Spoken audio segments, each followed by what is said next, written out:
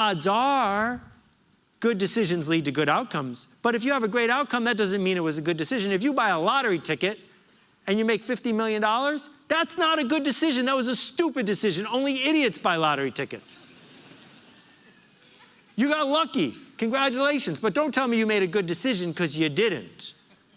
Right? So that if you say, well, I bought Bitcoin there, not there, you can say that was good outcome, but it wasn't a good decision. You had no new data.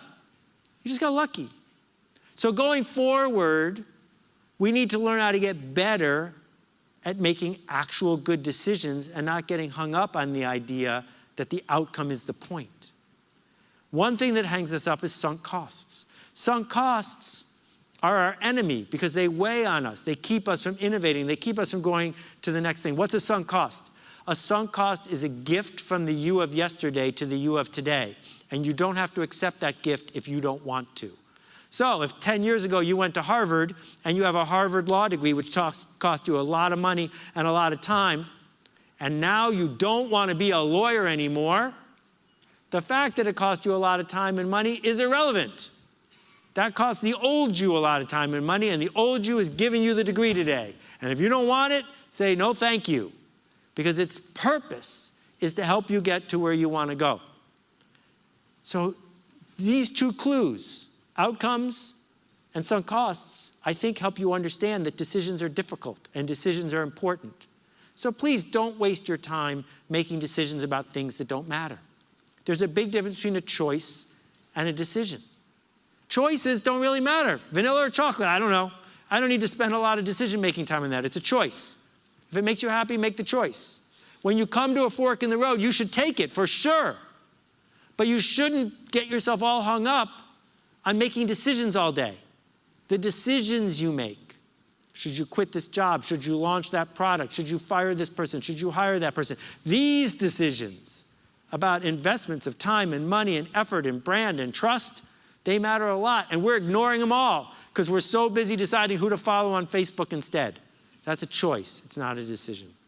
Okay, next big idea that we miss a lot is quitting. Quitting is for winners, not losers. I wrote a book called The Dip a bunch of years ago. Here's the quick summary.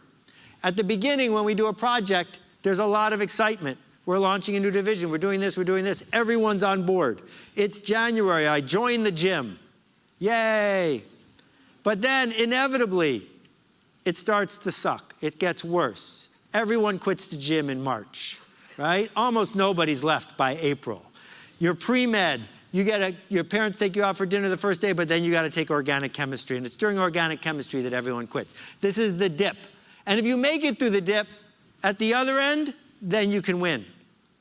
So there are 2 times you should quit. And there's 1 time you should never quit. You should never quit in the dip. That's for fools. You should either quit before you start, because you see the journey and you say, I don't have the resources to do that. Or you should quit at the end, because you've made it through the dip and it wasn't worth it. But too often our organizations, oh, it's 1995, let's start an internet division.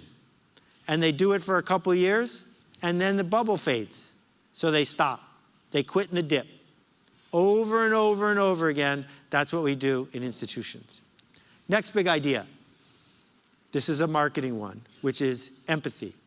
Empathy is the path to customer traction. Here's the deal. Everyone else doesn't know what you know, doesn't want what you want, doesn't believe what you believe. That what we get the chance to do is not say, if I were you, I would do blank, because I'm not you. All you have to do is imagine what that other person needs. So J.K. Rowling is not 12 years old, but she figured out how to write the best-selling series of books of all time for 12-year-olds.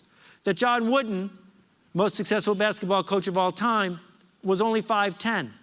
And I guarantee you, if he went head-to-head with an NBA player, he'd die. But he understands how to coach a 20-year-old, or he understood. The person who designed Legs pantyhose was a man. These are 3 examples of bringing a level of empathy to what we do. To be able to finally say, I know what I need you to do, but you don't care about me. I need to understand what you want to do.